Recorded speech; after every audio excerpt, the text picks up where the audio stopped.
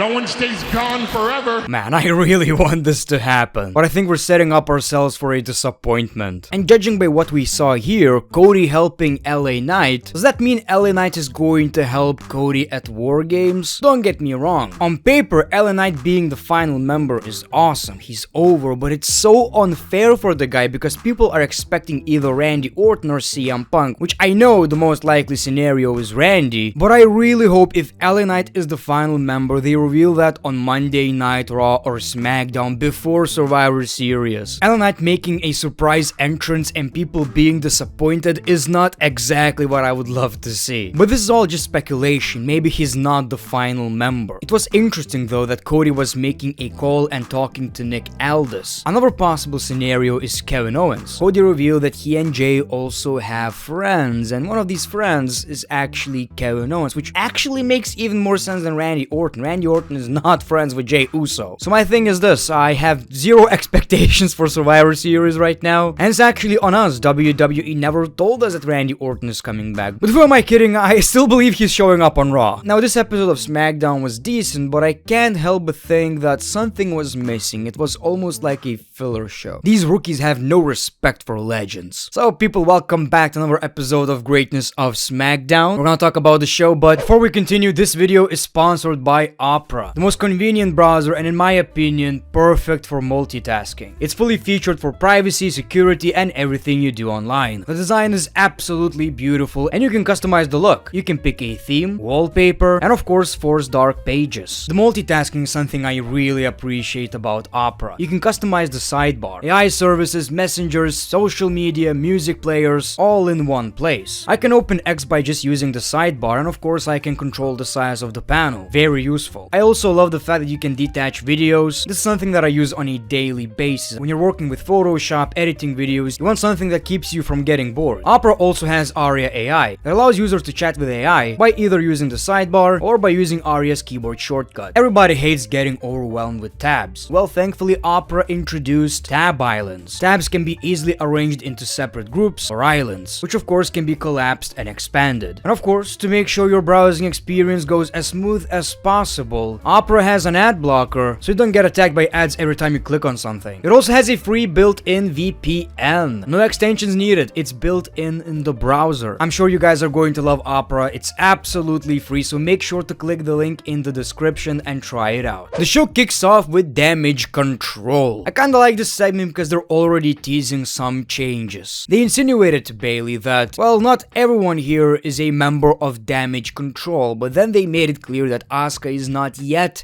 a member of Damage Control, so Bayley had to welcome her. But the tease was that Bayley is going to probably get kicked out very soon, which is also my prediction. I wouldn't necessarily mind that. I mean, heel Bayley is great, but at this point I want to see Bayley on her own and do something a bit more significant because now she's kinda lost in the shuffle. Sky, Bayley, Asuka, and Zayn challenge Bianca Belair, Charlotte Flair, and Shotzi to War Games with a fourth member of their choosing. Shotzi's music hits, but we can't see her. We see Shotzi from behind. Bianca Belair and Charlotte came out, but we still don't know who is the final member. And Nick Aldis makes it clear, I need to know who's the fourth member by the end of the night. No pressure, gals. Look people, finally a triple threat tag team match done right. One of my biggest pet peeves in pro wrestling is when we have a multiple tag team match, and instead of having every member of the team inside the ring, we have like two, and they can tag their opponents and whatever.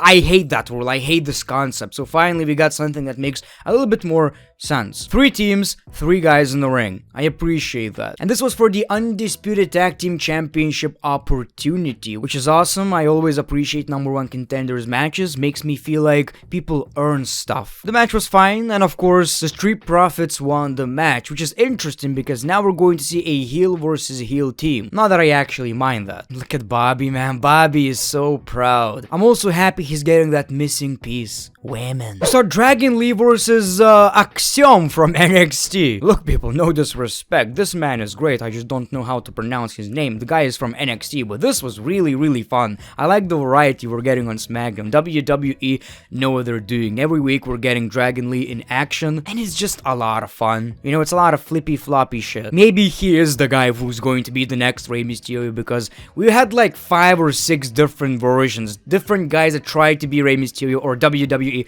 tried to turn them into Rey Mysterio, and it never worked out. The next Rey Mysterio was always Rey Mysterio, and my man is still going, right? So this was a fun match, and of course Dragon Lee picked up the W again. Santos Escobar came out looking like $1,000,000. Great promo work from Santos Escobar. I'm really impressed by him because his facial expressions, I mean, he tells his story with his face. I don't know how to explain that, but when he talks, when you see him in promo segments, you believe him. Especially last week, like that shift from a good guy, I love my heroes, I love my hero, everybody needs a hero, to fuck your heroes, that transition was great. That felt real. And of course, he gave everyone a lesson: never meet your heroes. He came from a rich lucha libre tradition, and every member of his family has been labeled heroes, but still, despite all of that, Rey Mysterio was his hero. Rey Mysterio even became a father figure to him. Oh yeah, baby, I'm a puppy. But my man knows what to say to get the reaction. He says Dominic Mysterio was right about everything. He also said he deserves to be the United States champion. He wanted to rebuild LWO, but Rey took over and brought in new members like Carlito. My man snapped. He said, I know Rey Mysterio is watching from his hospital bed, and I hope you're in pain. I hope your leg gets amputated. Like, my man went in. My man was not searching for words in his pocket. We see Zelina Vega, and obviously she's hurt. Santos Escobar wants them to make a choice. Zelina Vega just slaps him in the face. We see the rest of LWO. He says, you two are nothing without me. I made you. And of course, Santos Escobar turned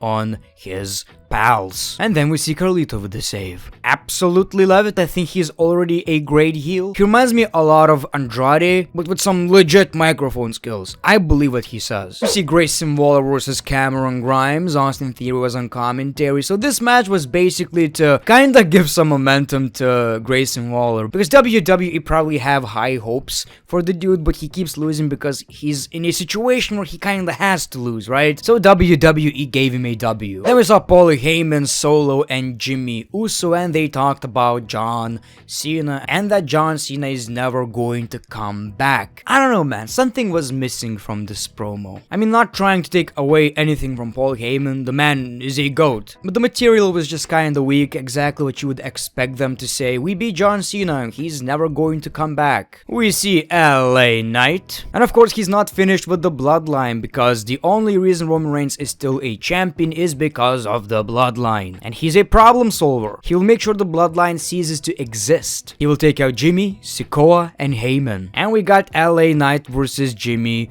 Uso, which I believe is a match we've already seen a few weeks ago, and it was decent. I appreciate that LA Knight is still looking strong. He won the match, but then we got Solo Sikoa, so he attacked LA Knight. They continued with the beatdown until we hear Cody's music and the crowd goes nuts. I'm so happy that people are still excited about Cody making an entrance, right? So this, again, it kind of makes me believe LA Knight could be the final member. It's either LA Knight, Kevin Owens, or Randy, right? And if it is LA Knight, it's okay, it's fine, right?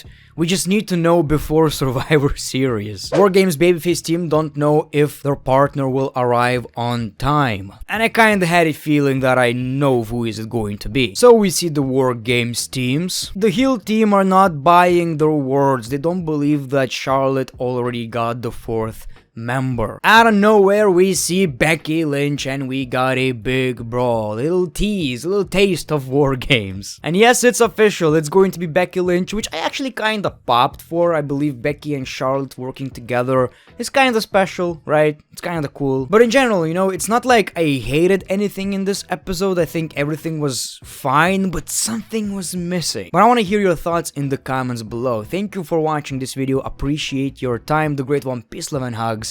It's been a pleasure.